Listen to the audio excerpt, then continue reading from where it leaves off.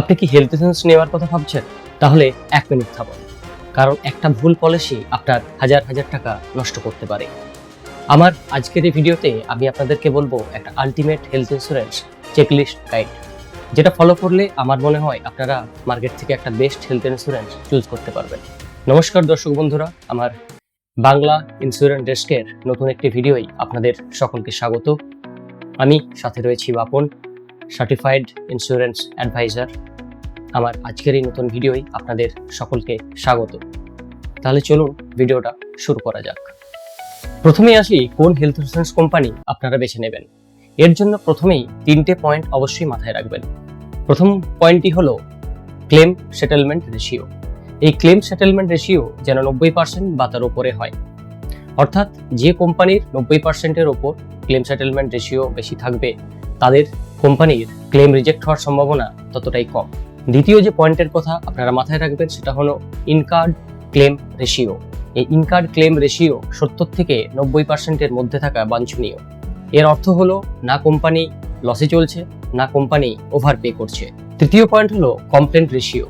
এই complaint ratio যে company আপনারা বেছে নেবেন সেই কোম্পানির কমপ্লেন্ট রেশিও যেন প্রতি 10,000-এ 20টা বা তার কম হয়। অর্থাৎ যে কোম্পানির কমপ্লেন্ট রেশিও যত কম সেই কোম্পানির পলিসি নেওয়াটা ততটাই সুবিধাজনক।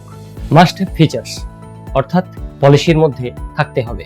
এবার আসি একটা পলিসি নেওয়ার সময় সেই পলিসির মধ্যে কি কি থাকাটা অবশ্যই বাঞ্ছনীয়।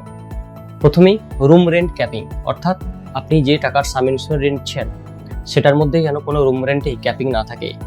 অনেক কোম্পানির রুম রেন্ট ক্যাপিং থাকে, আপনি যত টাকার সাম ইন্স্যুরেন্স নিয়েছেন তার 1% কিংবা 2%, অর্থাৎ তার উপরে রুম রেন্ট ক্যাপিং নিলে আপনাদেরকে এক্সট্রা চার্জেস পেড করতে হবে। কাজে রুম রেন্ট ক্যাপিং যেন না থাকে। দ্বিতীয় পয়েন্ট হলো কোপে। কোপের অর্থ হলো আপনি কোম্পানিকে শর্ত দিয়েছেন আপনাকে যদি কোনো কারণে হসপিটালাইজেশন হতে হয় তাহলে সেখানে যা বিল হবে তার প্রথম একটা পার্সেন্টেজ আপনাকে নিজের পকেট থেকে দিতে হবে, তারপর বাকিটা কোম্পানি পেড করবে। আপনারা দেখে নেবেন যখনই কোনো কোম্পানির পলিসি কপিতে যেন কোনো কোপে অপশন না থাকে। তৃতীয় বিষয়টি হলো 60 দিনের প্রি হসপিটালাইজেশন এবং 180 দিনের পোস্ট হসপিটালাইজেশন কাভারেজ যেন অবশ্যই থাকে। চতুর্থ পয়েন্ট হলো কনজিউমেবল কাভার্স, অর্থাৎ আপনার কাছে ক্যাশলেস থাকলেও কনজিউমেবল কাভার্সের মধ্যে PPE kit, nebuliser, oxygen mask এগুলোর জন্য হসপিটাল আলাদা করে বিল জেনারেট করে। এমন কোম্পানি বেছে নেবেন যারা এই কনজিউমেবল কাভারগুলো কাভারেজের মধ্যে রাখে। আবার একটি পয়েন্ট মাথায় রাখবেন, সেটি হলো আনলিমিটেড কাভার বা আনলিমিটেড রিস্টোরেশন বেনিফিট, অর্থাৎ আপনি যে টাকার সাম ইন্স্যুরেন্স নিয়েছেন সেই সাম ইন্স্যুরেন্স যদি সেই চলতি বছরের মধ্যে শেষ হয়ে যায় তাহলে কোম্পানি সেই সমপরিমাণ টাকা আপনার অ্যাকাউন্টে অর্থাৎ আপনার পলিসিতে আবার সেটা টপ আপ করে দেবে। মানে ধরুন আপনার হয়তো 10 লাখ টাকার সাম ইন্স্যুরেন্স আছে, কোনো একটা রোগের কারণে আপনার সেই চলতি বছরের মধ্যে 10 লাখ টাকা শেষ হয়ে গেছে, আবার কোনো কারণে আপনাকে হসপিটালাইজ হতে হয়েছে, তখন কোম্পানি ওই সমপরিমাণ টাকা আপনার পলিসি অ্যাকাউন্টে আবার পেড করে দেবে। এটাই হলো আনলিমিটেড রিস্টোরেশন বেনিফিট। এর সঙ্গে দেখবেন মেটারনিটি কাভার, যার ওয়েটিং পিরিয়ড 9 মাস থেকে 36 মাসের মধ্যে হলেই ভালো। ক্যাশলেস থাকলেও আবার একটি অত্যন্ত গুরুত্বপূর্ণ পয়েন্ট হলো ডিজিজ ওয়াইজ ক্যাপিং থাকা যেন সেই পলিসির মধ্যে যেন না থাকে।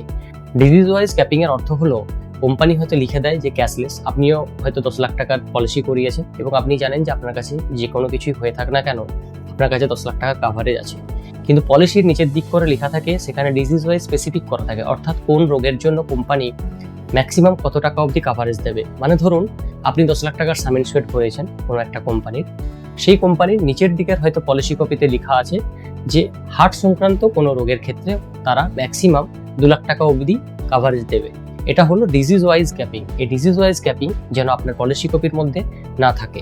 এবার কথা বলবো বেশ কিছু বোনাস ফিচার্স নিয়ে, যেগুলো একটা কোম্পানির পলিসির মধ্যে থাকলে ভালো বা না থাকলেও আপনারা অ্যাজ এ অ্যাড অন হিসাবে অ্যাড করে নিতে পারেন আপনাদের পলিসিকে আরো বেশি স্ট্রং করার জন্য। Free health check up. এখন যদিও অধিকাংশ কোম্পানি তাদের পলিসি কাভারেজের মধ্যে বছরে একবার ফ্রি হেলথ চেক আপের অপশন দিয়ে থাকে। এর সাথে সাথে terminal illness benefit, day care treatment, home care treatment.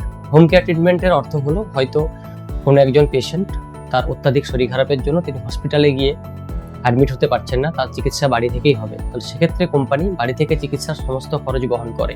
একেই বলে হোম কেয়ার ট্রিটমেন্ট। এই হোম কেয়ার ট্রিটমেন্ট একটা পলিসি কভারেজের মধ্যে থাকাটা খুব দরকার। এর সাথে সাথে accidental death benefit, donor coverage, এই অ্যাডিশনাল বিষয়গুলো আপনারা সেই পলিসি কপির মধ্যে আছে কিনা দেখে নেবেন, বা আপনারা চাইলে আলাদা অ্যাড অন হিসেবে আপনার পলিসিকে আরও বেশি শক্তিশালী করার জন্য অ্যাড করে নিতে পারেন।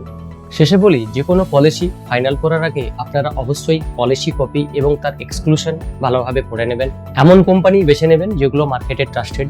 এই ভিডিওটা কোনো স্পন্সর ভিডিও নয়, কাজে আমি বেশ কিছু কোম্পানির যেগুলোকে আমি প্রেফার করতে বলবো সে সকল কোম্পানির নাম বলে দিচ্ছি, যেমন HDFC Ergo, Aditya Birla, star health, Niva Bupa, care health, Bajaj.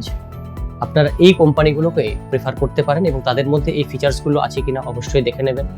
আর যে বিষয়গুলো মাথায় রাখবেন সেটা দেখবেন যেন প্যান ইন্ডিয়া কাভারেজ থাকে, তাদের রিএম্বার্সমেন্ট ফ্যাসিলিটি, অর্থাৎ আপনি হয়তো কোনো এমার্জেন্সি ক্ষেত্রে নেটওয়ার্ক হসপিটালে ভর্তি হতে পারলেন না, অর্থাৎ আপনি যে কোম্পানির পলিসি নিয়েছেন এমার্জেন্সি ক্ষেত্রে আপনি যেখানে ভর্তি হচ্ছেন সেই হসপিটাল হয়তো আপনার নেটওয়ার্ক হসপিটালের মধ্যে নেই, কিন্তু হসপিটাল থেকে ছাড়া পাওয়ার পর সেই সমস্ত বিল সেই কোম্পানির অফিসে জমা করলে আপনার অ্যাকাউন্টে সেই বিলটা আবার চলে আসবে। এটাকেই বলে রিএম্বার্সমেন্ট। সেই রিএম্বার্সমেন্ট ফ্যাসিলিটি যেন আপনার পলিসি কপিতে অবশ্যই থাকে। যে কোম্পানি আপনি নিচ্ছেন দেখবেন তার নেটওয়ার্ক হসপিটালে কাভারেজ যেন ইন্ডিয়া বেসিসে অনেক বেশি পরিমাণে থাকে, এবং অতি অবশ্যই ক্লেম সেটেলমেন্ট রেশিও চেক করে নেবেন। 90% বা তার অত্যাধিক যত বেশি থাকবে ততই বেনিফিশিয়াল। আজকের এই ভিডিওতে আমি যে চেকলিস্টের কথা বললাম, আমার মনে হয় এই চেকলিস্ট ফলো করলে আপনারা মার্কেট থেকে একটা best health insurance policy choose করে নিতে পারবেন। পলিসি সংক্রান্ত যে কোনো প্রয়োজনে আমাকে ডাইরেক্ট মেসেজ করতে পারেন বা কমেন্ট বক্সে জানাতে পারেন, আমি অবশ্যই উত্তর দেবো। আজকের এই ভিডিও আপনাদের যদি ভালো লেগে থাকে তাহলে অবশ্যই ভিডিওটিকে লাইক করবেন এবং চ্যানেলটিকে সাবস্ক্রাইব করবেন। আচ্ছা, আপনাদের কি হেলথ ইন্স্যুরেন্স করা আছে? যদি করা আছে তাহলে কমেন্ট বক্সে অবশ্যই জানান, আমি প্রথম 20 জনের ফ্রি পলিসি কনসালটেশন করে দেবো। ধন্যবাদ। আবার আসবো ইন্স্যুরেন্স সংক্রান্ত এরকম আরও অনেক ভিডিও নিয়ে। ততদিন সবাই ভালো থাকবেন। ধন্যবাদ।